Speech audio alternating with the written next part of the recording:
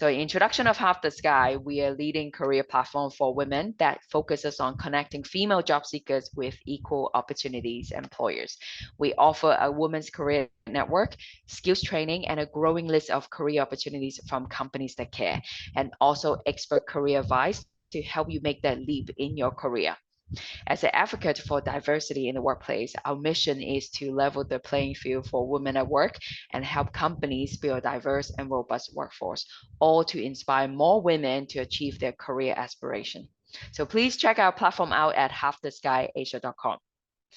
So we're so thrilled to be joined by Companies That Care Autodesk today. This is our second event with them this year, and we also had a wonderful CV workshop back in January with their team, which I'm sure some of you attended. So Autodesk has been a company that cares for Half the Sky, and we have been partnering with them for close to a year. Their goal is to expand opportunities and lead change both in and out of the company, as they are committed to building an inclusive and diverse environment in their workforce. They aim to lead change and create as many possible opportunities for diverse backgrounds, perspectives, and beliefs in the future of work. It's Autodesk's goal to ensure that they reflect the diversity of the world we live in by proactively looking for talent like you to join their team through their many company programs and initiatives. So a key example being the Emerging Leaders Program, which trains future leaders. Autodesk is truly walking the talk and shaping the future of work. And now I'll pass the mic to our Senior Digital Marketing Specialist, Bianca, who will be moderating today's fireside chat. Thank you so much for the Bianca? introduction, Sabrina. Thank you, thank you. And as she mentioned, I am Bianca from the marketing team of Half the Sky, and I'm so excited to introduce our incredible panel of speakers today. So firstly, we have Suzi Bryce joining us. She is the Asia Pacific Director for Customer Technical Success at Autodesk. And the technical success team helps customers to create value with their Autodesk platform by providing technical support from a variety of architects, engineers, or creators. And one of the pillars to Suzi's success is her commitment to being a lifelong learner. After university, she further invested herself by achieving her designation as a chartered accountant, a skill which has proven to be an invaluable foundation for Suzi. And as her career progressed, she continued her investment and in 2021 completed her MBA. Today, Suzi is looking forward to learning from the experiences of her peers, Sissi and Padmaja, as well as insightful questions from the audience. So welcome, Suzi. Great to have you today. And we're also having Padmaja today. She is the senior manager leading the engineering specialized services, and her portfolio at Autodesk includes providing a common platform for engineering collaboration and tools that would enable secure engineering practices. She firmly believes in making engineers' life more productive and efficient through streamlining processes and tools. And Padmaja is definitely very passionate about being a women leader who mentors young girls, coaches, and engineers, and is also a gift work certified people manager. Her success mantra is, "We rise by lifting others, and the only way we learn is to unlearn first and relearn." Love that. Welcome, Padmaja. Great to have you as well today. And finally, we're going to have Sissi Ren. She is the Asia Pacific and Japan Finance Director at Autodesk, who leads the APAC finance team to play as co-pilots, helping steer Autodesk towards an effective and efficient go-to-market outreach. Sissi is also the board of director and a legal representative for Autodesk China entities. She has over 25 years of experience working the variety of business finance partnership, finance controllership, and audit compliance roles, working for not only Autodesk, but also Ericsson and Motorola. And she graduated from Beijing Foreign Studies University and has double majored in international business and English. She also earned her MBA degree from New York Fordham University and Peking University. So we're very excited for you to join us all today, panelists. And without further ado, I'm going to introduce our fireside chat for today, which will have 3 parts. Part 1 will be the introduction and getting to know our panelists a little bit more. And part 2, we will discuss how it's like working at Autodesk as a leader. And finally, the last part, leadership gems. We will learn the importance of advocating for yourself in the workplace for growth and success, and how you can be a self-advocate. So without further ado, let's begin. All right, so Padmaja, you have built 3 high-performing teams all the way from the ground up, and this is very impressive. So please share with us, what does it take to build and lead a productive team with good synergy, and how has your experience been, managing your team at Autodesk? Thank you for asking this question. This is close to my heart. Yes, at different organizations, I tried building ground up teams, and always my strategy is about how do I get a different mix of diversity, diverse skill set. It is not about getting two resources with the same skill set, then I'm not adding value or diversity. So I always look for resources who have different diversity, different perspectives. So my first mantra is like picking those right resources. And as we move on, right, some of the things what I understand which help me is like be transparent and open in communications and let your team know what is your mission and vision. Tell them the North Star where you want to reach in a couple of years. Telling them your expectation makes it like we are working on a common goal. So that's something which is important, which was working for me. I'm kind of pretty open and transparent leader. I let my team fail. And only thing what I tell them is it's absolutely okay to fail and celebrate failures. But remember what is that learning you have and ensure you inculcate those learnings into your next projects. So whenever I hire, I have different phases like your initial 30 days, give them to understand your organization, the culture, the domains and all. And step two, maybe within the 2 months, it's like give them some mentors, mentees, buddies, and also that they work along with them. And then as a step three, by the time there are 3 months in organization, they start taking ownership of the accountability and work and bring them into aspects. So these are a couple of mantras which works for me successfully. Thank you so much, Padmaja. And panelists, you have reached a point in your careers wherein you're leading significant teams, as we've just heard, and directing an entire sector, maybe. So as much as having mentorship and sponsorship from fellow women leaders who advocate for you, how did you advocate for yourself at work? Suzi? Really, to advocate for myself, I had to work out how was I going to do that? So when someone says advocate, I think of picking your person and just wearing them down with, what you've done, what you've achieved. It's rarely going to be successful. So what I worked out, in order to advocate for myself, I had to work out what my communication style was and how I was going to communicate that. Remember, communication, it's not just vocal, it's email, PowerPoint, it could be putting questions, it could even just putting emojis in calls. All of that is just putting your point of view across, in that. But of course, in learning literally how I was going to advocate for myself and my communication style, I also had to do a lot of work to make sure I could back it up. I know my successes and I know what I've achieved. And so I needed to be able to articulate that work and work out where to apply it. And then I could start communicating and advocating for myself. So, in order to be able to do that, you do literally pick up a pen and paper and write down what you've done, and then really look at your communication style, because you may or may not be the loudest person in the room, but you need to work out how to navigate that room in order to still be heard using a variety of communication skills. Amazing. Thank you so much, Suzi. Padmaja? So for me, I would say it's all about building the confidence. Quite at times I see as women, we advocate for others, but we miss advocating for ourselves. So I would say you have to build your confidence. And Suzi is perfectly bang on. Like at times, the way you communicate makes a lot of difference. It's like not like you're writing an email, sending it across. You tween it so that it tells you about what is your leadership, what is that uniqueness you're bringing to the table. And the other things are, I would say, while we want to advocate for ourselves, I would say it starts with the clarity of thought on what is that I want to do? Am I clear on where is my North Star? And then talk with your next levels on, hey, look, this is my North Star. This is what I want to do. And the various ways of helping your own self-advocacy. It could be achieved via good networking, knowing your people, how the other people work, what you work, how can you collaborate to work towards a common goal, which also works. And the other ways of like, whenever you're in group discussions or you're talking on some topics, there are several ways of advocacy. It could be as good as asking those unique questions, curious questions. That itself tells, okay, he or she is thinking differently. And that itself tells, or that itself is an opportunity. They are bringing something from there. And so these are the things. Thank you so much, Padmaja. How about Sissi? Yeah, I would like to see advocating for self is quite important. for each of us that help build the leadership brand with the company. Speaking up with courage help build the exposure and credibility, which in turn help to get a seat at the table for the larger and more strategic engagement within the company. While the leaders always support and give opportunities to showcase to our leaderships for the world, only you can take forward and make it strong and long-lasting. So always remember to invest time in your own self-reflection, development, and building a brand for the self and for your team.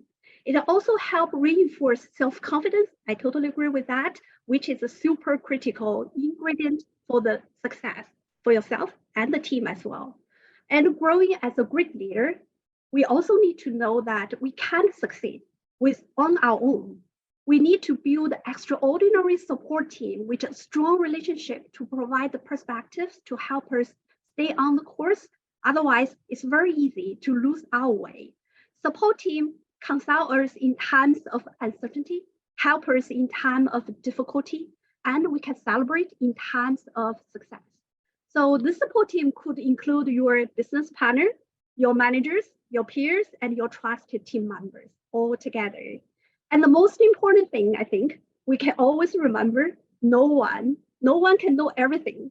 Most of the time, colleagues don't expect the leaders to know everything. Learning as a leader we go is a valuable tool for all of us. Thank you so much, panelists. And, it's clear that self-advocating is necessary.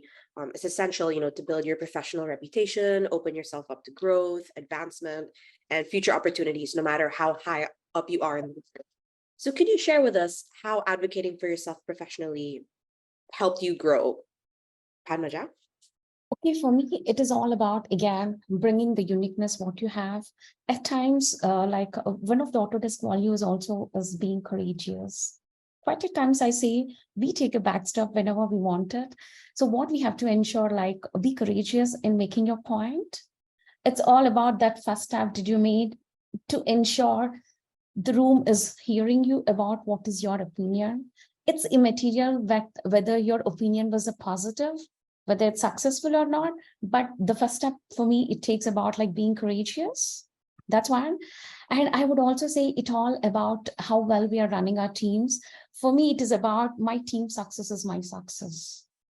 It's all about how you're building, nurturing those future engineers, the future leaders. It's all about what do we do and what do we bring. That's for me. I love that. Thank you so much, Padmaja. Sissi? Yeah, I believe sometimes the confidence is very important thing to help us get through anything. So advocating ourselves are quite important when we're considering being the confidence to, it's more important your exposures and your experiences.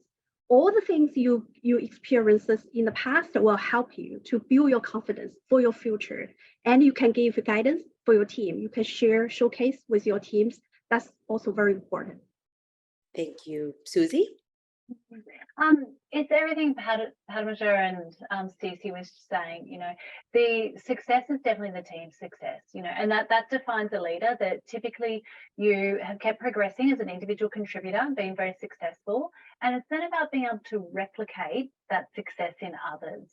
And so being able to work with your teams, advocate for them, gain the feedback, move forward together, that really is, a path to being very successful in working with people, which is all around your human skills. So your communication, your collaboration, as well as your hard technical skills. For sure, for sure. Thank you so much, Suzi. And, some women, especially in Asian culture, I think it's important to address that, they struggle with being direct and outspoken when it comes to talking about their interests or their needs in the workplace, particularly in American tech culture. So as leaders, how would you influence other women to step up and advocate for themselves in this Asian culture scenario? And what advice do you have for women who struggle with advocating for themselves at work? Sissi? I think for the Asian culture, right, we've been grown and we've been educated that we should behave intentionally to be mild and soft. We always, sometimes, I think often, we feel like not speaking up may be the right thing to do and just to keep the harmony environment sometimes. However, In the corporate environment, especially in the companies with a mixture culture or the American culture, this is perceived very differently. It could be seen the people, the ladies are underconfident or not interested or even not experienced enough, which could be the wrong interpretations of the situation. As a leader, I think it's quite important to express a distinctive and compelling voice to the right stakeholders. Yeah. With a sense of integrity, being authentic, being yourself, to make sure that you communicate and seek acknowledgement for the communication. So that's a closed loop. And we should know that sometimes our jobs are filled with challenges every day. Part of job is to figure out how to tackle them. So success doesn't find you. The harder you work for something, the greater you will feel that when you achieve it. So we need to go beyond and always dream bigger together. Amazing. And I love how you said success doesn't find you. That's great. Suzi?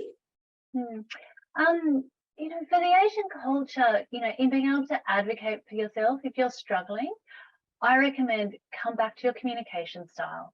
You know, it's being in these tech companies, we've come from a background where potentially, you know, people that were the loudest at the table are the ones that were heard, and therefore they were perceived as being the most knowledgeable and the best person for that, you know, that task at hand.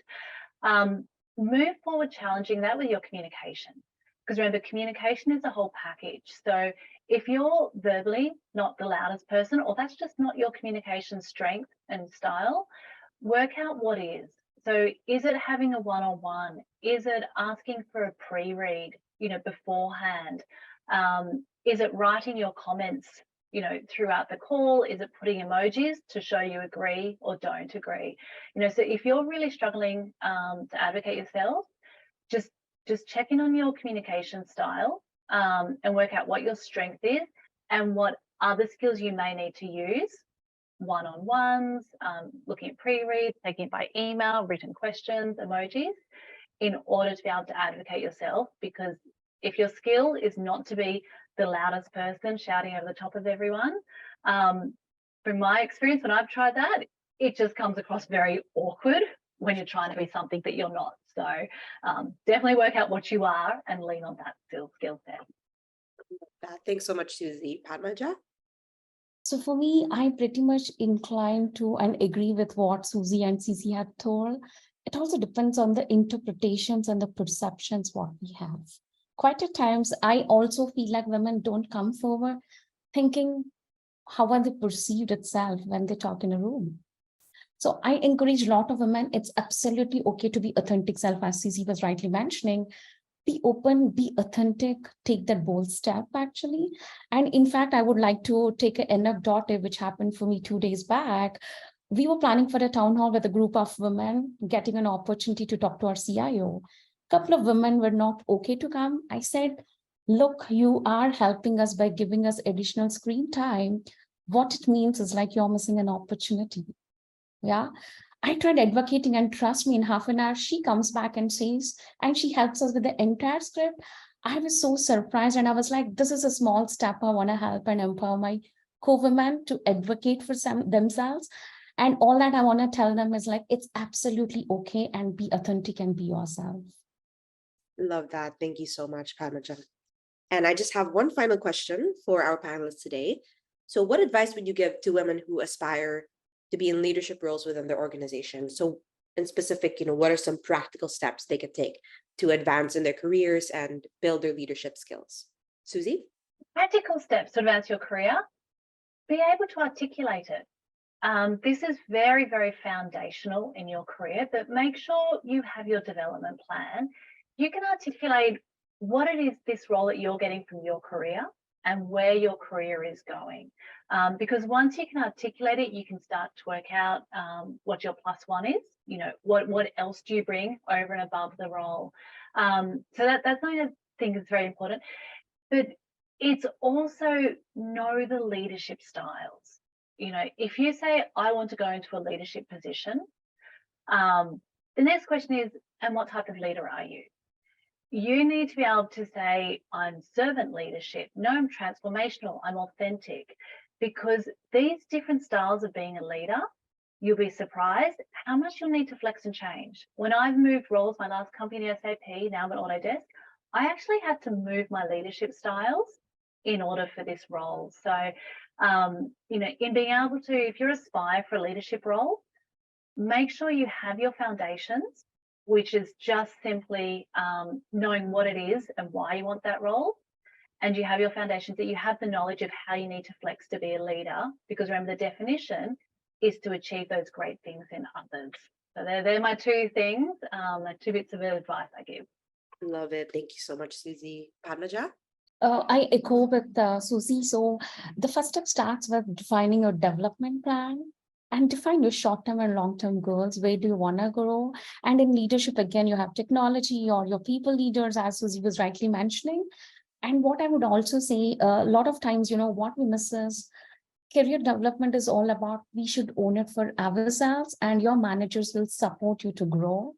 It's not like you putting that into your leaders' pocket, but it's all about how do we own your career. So I would say define it, have a clarity of thought on how you want to grow, and have this constant conversations, including the feedback with your manager, who would be there to support you to take the right step.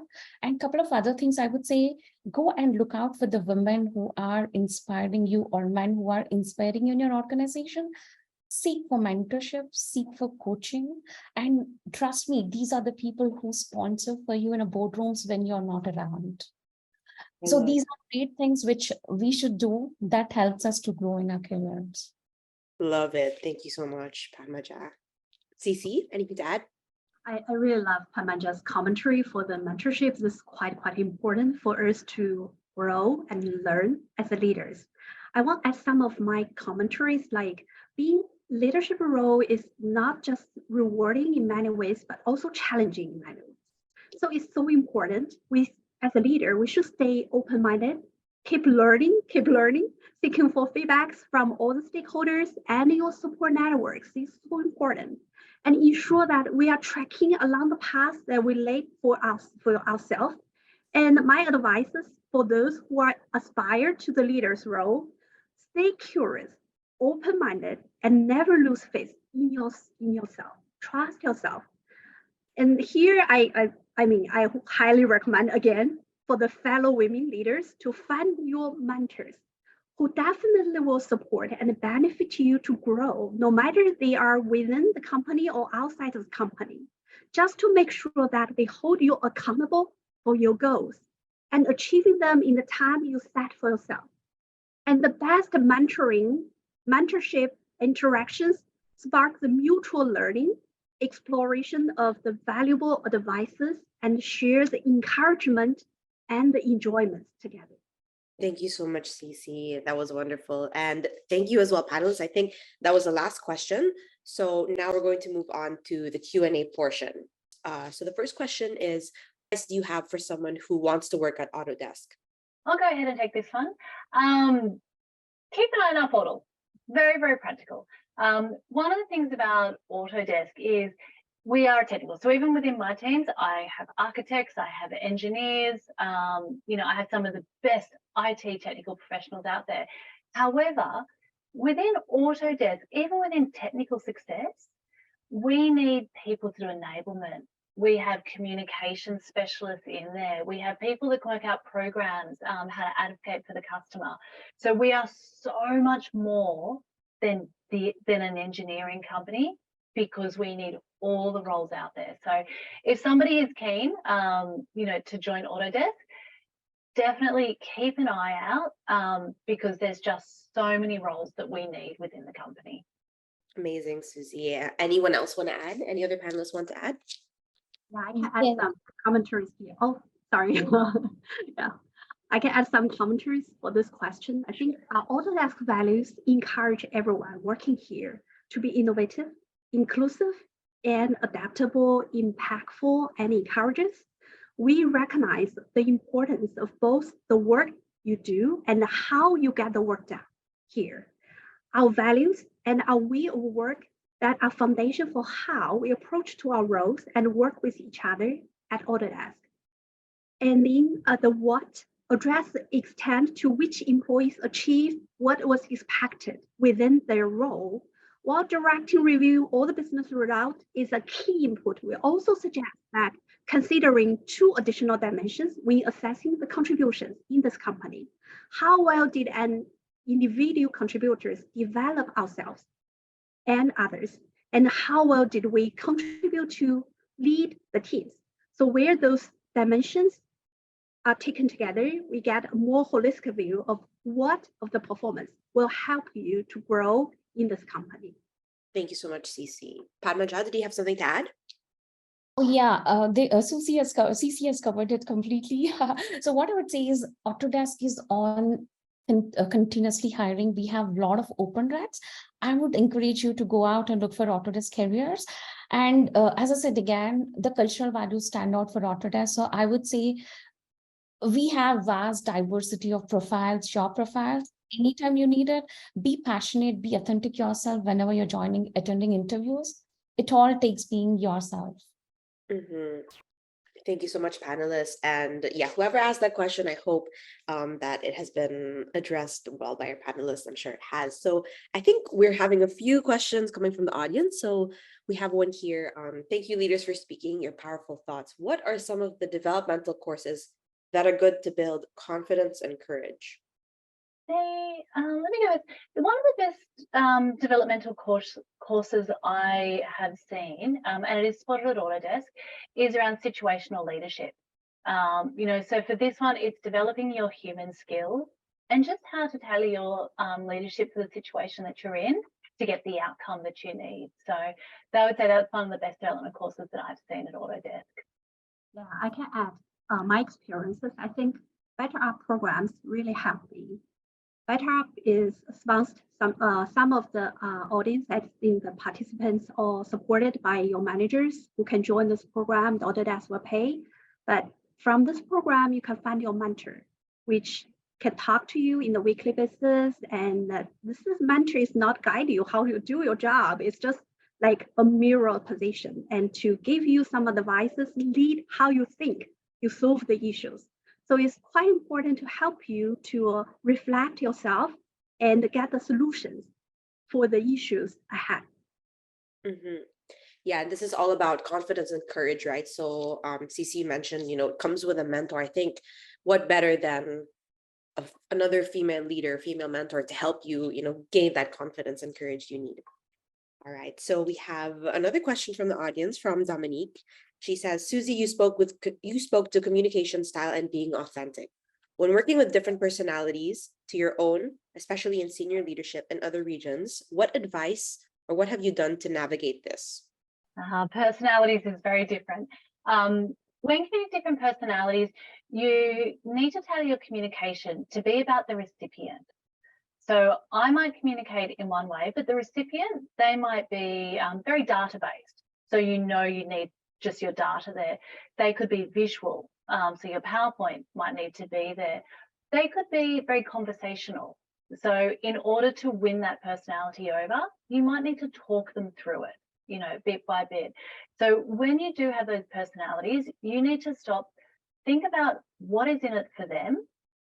What are they going to get out of this conversation that they want to know, and think about what their personality is for their communication style. So you land it how they receive it, so that you can then get you the outcome that you need from that conversation. But personalities is a tricky one. For sure. Thank you, Suzi. Dominique, I hope your question was answered. Our next question. So our next question reads, I am a software engineer having work experience of 6 years. How would you suggest to join one of your teams? Is there any specific platform for women in tech to apply, or is it just the same career platform for everyone? So maybe I'll take that question and Suzi and Sissi can add it. So right now, when it comes to Autodesk, we don't want to be exclusively called out, like whether this position is for a he or she, but we are conscious in the language, what we use in our job descriptions, which encourages and empowers everyone to apply. However, in Autodesk, India is also rapidly growing. We are calling out for a lot of diversity programs. We are going for conferences to attract the diversity to apply for this position. So I would say, watch out if you're from India. Otherwise, We are neutral company where we want to ensure we give equal opportunity for everyone. But Sissi and Suzi, you can add more. Absolutely, Padmaja. It's what you were saying, that Autodesk will go out and we will target and hire the best candidate out there, regardless of your diversity. So some of the steps that we will take is we're very conscious about our language. We have training around bias to make sure it's an equal platform for all candidates. And also we try to make sure we have a diverse interview panel as well. It can be very intimidating if you were earlier in your career and female and you have an all-male lineup in front of you. So some of those bias that can start creeping in, we do put in safeguards just to try and catch them. So it's an equal platform for everybody out there in order for us to hire and retain the best candidate. Yeah, I totally agree with Suzi's commentary. I think that's important. But I think the important thing is that think about your plan, your personal plan. Within the coming 5 years or even 10 years, what position you want to be. It more depending on you have a goal ahead, and definitely you will seek for the opportunities which are quite open in this company, and you find those opportunities, you join the interview panels and to work for your goals and with all the opportunities provided. But the important thing is that what you want to be, which position you want to for yourself, to develop yourself. Thank you so much, panelists. And I have another question from a live audience, which is, hi, I'm Emily. And recently I had a conversation about growth with my manager. My manager's response was that it's not good to be unsatisfied where you currently are. How do you advocate for yourself and your growth under a manager that's not so supportive? And for context, she is a recent graduate, 6 months into her first job. I'll go first. For this one, Emily, we own our own careers. So your manager may or may not agree with the direction or your qualities, but ultimately this is your career. So you need to be able to identify and advocate for your strengths, where your career is going, and also how to communicate and work with your manager, because if there's conflict now, it's just the reality as we move forward that it could come up at any time. So it's about learning those skills in order to be able to get what you need for your manager to thrive, but then also owning your career to keep on going forward, even if you feel that they may or may not be on board with you.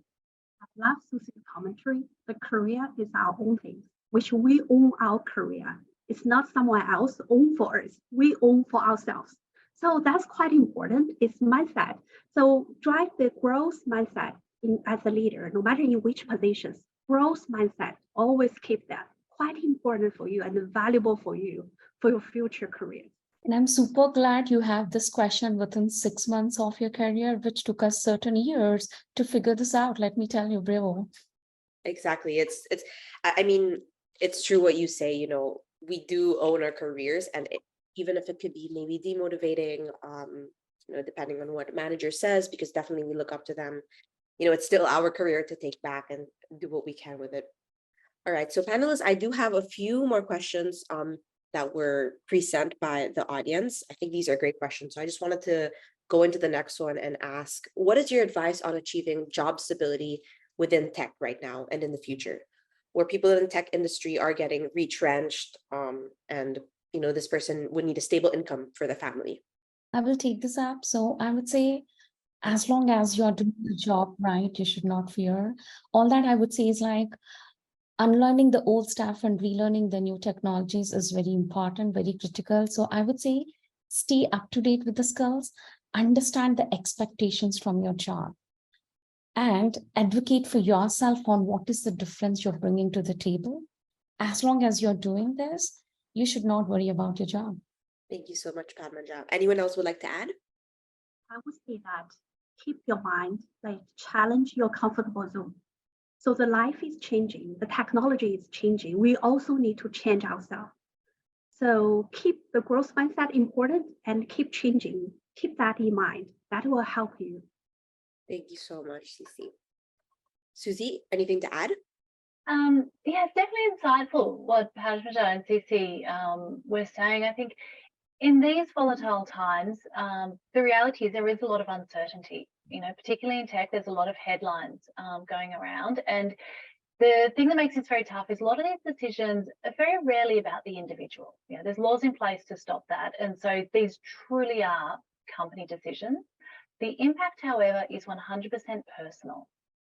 So in order to do that, you need to keep on making sure you can articulate what it is that you can bring to the market. Because if you suddenly find yourself back on the job market when you weren't expecting it, you need to be able to speak up and advocate. What's your plus one? You know, my plus one is I'm from a customer success, you know, across Asia Pacific, but then I also have very deep roots in the finance and accounting as my foundation. So when you combine that with my experience working cross-border in the region, it helps me have that plus one. So if I did find myself on the market, because we are in uncertain times, I know my value and my worth to get back up on my feet. So just always make sure you are working on yourself and that you can define your plus one. Thank you so much, panelists. And I'm conscious of time, so I think we only have time to answer a couple more questions. So the next question is, what would be the tech trends to look out for and possible upskilling opportunities, which could be useful, for example, certification or hands-on with a mentor? Yeah, what are the trends to look out for that we need to be prepared for in tech? Personally, to me, right, while I do get some certifications, I personally believe the impact would be more if it is subtle, real, and hands-on. So again, it's my own opinion. Everyone of us have our opinion. So for me, I would say definitely look out for the mentor and gain the real-time on-the-ground experience over certifications, because what happens is you spend some time, you get certified, but the problem, what happens is you don't find enough time to impart those learnings into your real-time experiences. That is where most of the times we struggle. So I would say go on the floor, go on the ground, find the right person, and get the real-time experiences which can help you. Thank you, Padmaja. Anyone else like to add? I can add some comment. I think certificate is important. Sometimes it will help you to knock the door of the company or the positions that you like. But keep learning capability is quite important. Keep learning is not only to get certificate. Keep learning means that you're open-minded to learn new things in every day. My experiences, I feel like after I joined the MBA courses, it's more related about network. Because when you join the MBA courses, you will learn your colleagues or your classmates, which are working for different companies. And they will share different perspectives and different company values with you, broaden your horizon. So network, very important. That's quite important from the MBA. I mean, if you have time, I would encourage you're young and just join the MBA or EMBA programs to build your network within this industry or outside of your industry. Yeah, when I look at tech trends, you know, I'm in technical success. So we do the technical support once you're an Autodesk customer. The big trend we're seeing now is around ChatGPT. And it's not just about that program in particular. It's about the automation of it, the self-service help, and how that help is coming in a scalable manner. So that's definitely one of the big trends that I'm seeing. It's hard to put a certification against those trends because the trends can move much faster than a certification. But in working out how to harness and scale your business, self-help, how do you get articles, knowledge articles, chat, bots, ChatGPT, that's areas that I would definitely keep an eye on the market, read all the opinions for and against, because these are the trends which are actually so new, everybody's trying to work out. So certifications will definitely follow the trends. They just can't move fast enough. But I think that one around self-help and knowledge, how do you store, organize and scale knowledge is definitely a big trend I'm seeing coming through in technical success. Yeah, it's very interesting you say that, Suzi, actually, because, you know, on the theme of automation, I actually got several questions on that. And in fact, one of the questions, I think this would be our last question, directly related to that, right? From a live audience, what impact do you anticipate the introduction of technology like conversational generative AI will have on Autodesk as a company, as well as the customer Autodesk serves? I'll go first on this one. So in customer technical success, this is a very big area, you know, around AI and bots.